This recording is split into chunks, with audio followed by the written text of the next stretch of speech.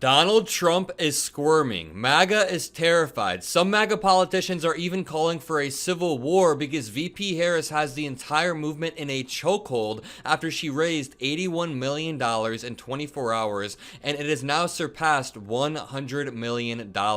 But MAGA is now backed into a corner, and they are lashing out, using violent and apocalyptic rhetoric, making threats like we have never seen before. I want to take this opportunity to compare the rhetoric of VP Harris at her first ever rally today, where she did amazing. I'll play some clips. Leave a like on the video if you're excited. I want to compare that rhetoric to the rhetoric of Donald Trump and his MAGA sycophants. So to start off, Laura Loomer, who is an ally of Trump, celebrated the death of Texas Congresswoman Sheila Jackson Lee, rest in peace, who died last night of cancer, calling her a, quote, ghetto B-word and saying, quote, good riddance. So this happened a few days ago, but Loomer is a major figure in the MAGA world and well connected to Donald Trump. Following his speech at the RNC convention, Trump blew her a kiss from the stage. And keep in mind, MAGA has been saying that Democrats, we need to cool off the rhetoric after Donald Trump was almost assassinated at a rally a little over a week ago,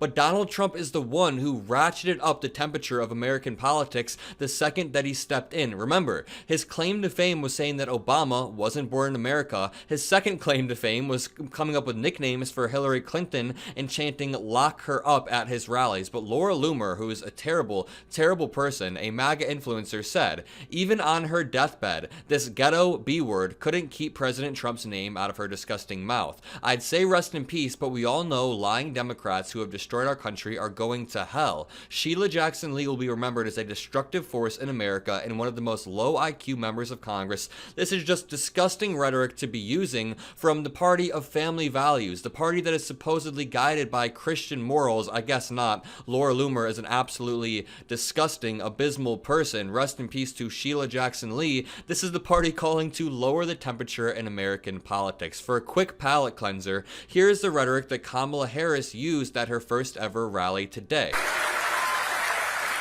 But Donald Trump wants to take our country backward. He and his extreme Project 2025 agenda will weaken the middle class.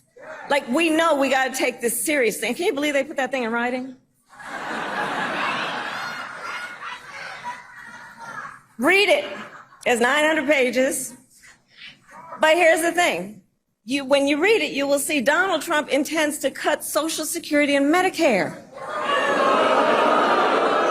He intends to give tax breaks to billionaires and big corporations and make working families foot the bill.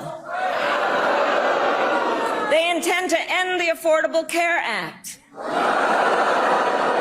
and take us back then to a time when insurance companies had the power to deny people with pre-existing conditions. Remember what that was like?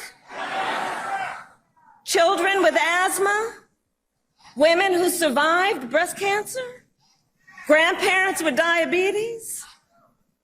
America has tried these failed economic policies before, but we are not going back. We are not going back. Not going back. We're not going back. We are not going back.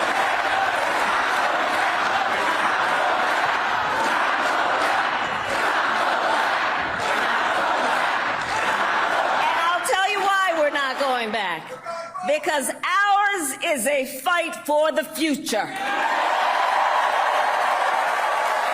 And it is a fight for freedom. On the opposite side of VP Harris, we have Ohio Senator George Lang, who called for a civil war. Michael McFaul on Twitter said, after the horrific assassination attempt on Mr. Trump, I thought we all agreed it was time to tone down the violent rhetoric. This guy is calling for a civil war if his team doesn't win the election. Not cool. Take a look at this clip. Trump and Butler County's J.D. Vance are the last chance to save our country politically. I'm afraid if we lose this one, it's going to take a civil war to save the country, and it will be saved. It's the greatest experiment in the history of mankind. And if we come down to a civil war, I'm glad we got people like Schmitty and the Bikers for Trump on our side. Nothing makes me more angry than MAGA trying to gaslight us by saying that we're the ones who need to tone down the rhetoric. We're the ones who have been using violent rhetoric when we have a plethora of examples of people like this. People like Ohio Senator George Lang calling for civil wars. So many MAGA influencers, so many MAGA politicians have made fun of Nancy Pelosi, have called to lock Hillary Clinton up, have demonized Democrats every step of the way. I mean, I provided a few examples in this video, and then for them to turn around and say that we need to tone down the rhetoric, I'm sorry, I'm just not buying it. But I am happy that VP Harris mentioned Project 2025. I honestly am incredibly relieved that we finally have a Democratic nominee who can go out there and perfectly articulate the issues that Donald Trump poses, perfectly articulate the threat of Project 2025, the threat of the Supreme Court, perfectly articulate January 6th, the Raffensperger phone call. You guys know that I love President Biden, but I do think that during the last few weeks of his campaign, he was struggling to articulate the threat of Donald Trump, or at least focus on it. He was getting too defensive. We have finally recentered. We are all energized behind VP Harris, and she is slamming Donald Trump. Take another look at her speech from today. And this campaign is also about two different visions for our nation. One, where we are focused on the future. The other, focused on the past. We believe in a future where every person has the opportunity not just to get by, but to get ahead.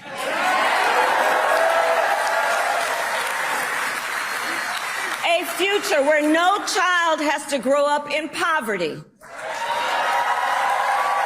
Where every worker has the freedom to join a union.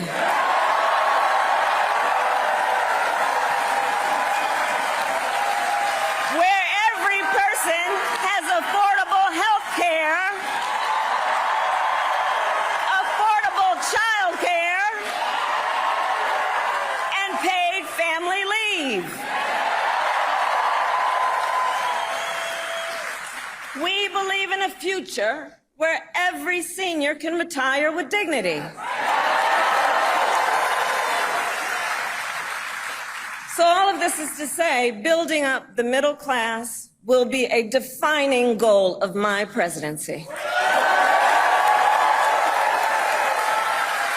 That is the forward-looking, uniting rhetoric that more Democrats need to incorporate into their speeches. Great job from VP Harris. She is really meeting the moment at a time when Donald Trump is speed-running a dictatorship with the help of the Supreme Court, with the help of the right-wing Congress. He is also somehow skirting around these indictments. Judge Eileen Cannon dismissed that case, so Kamala Harris is coming at the perfect time to save the Democratic Party, and I'm incredibly, incredibly excited. If you are too, make sure you leave a like, comment a blue heart, hit that subscribe button. Let's get MeidasTouch to 3 million subscribers. Let's get my personal channel, Adam Mockler, to 300,000 subscribers, and I will see you guys next time. Love this video? Make sure you stay up to date on the latest breaking news and all things Meidas by signing up to the MeidasTouch newsletter at MeidasTouch.com/newsletter.